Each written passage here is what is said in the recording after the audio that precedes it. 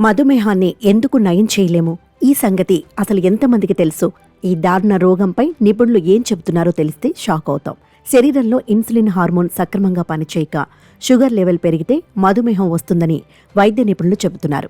ఈ వ్యాధి దాని మూలాల నుంచి నిర్మూలించబడదని, మధుమేహానికి ఇప్పటి వరకు మందు కనుగొనబడకపోవడానికి అనేక కారణాలున్నాయని వాళ్ళంటున్నారు. మొదటి విషయం ఏమిటంటే, అనేక రకాల హార్మోన్లు, ఎంజైమ్లు మధుమేహ వ్యాధిలో ఉంటాయి. దాని సంక్లిష్టత కారణంగా చికిత్స చేయడం కష్టం. జన్యుపరమైన కారణాల వల్ల కూడా ఈ వ్యాధి వస్తుంది. అంటే ఇది ఒక తరం నుంచి మరొక తరానికి కూడా వెళుతుంది.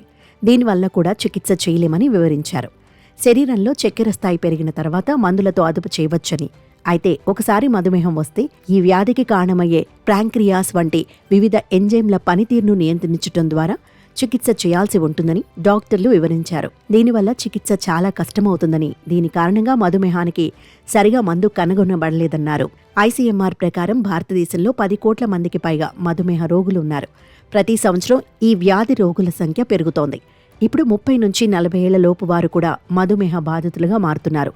చెడు ఆహారపు అలవాట్లు, చెడిపోయిన జీవనశైలి కారణంగా ప్రజలు ఈ వ్యాధి బారిన పడుతున్నారు.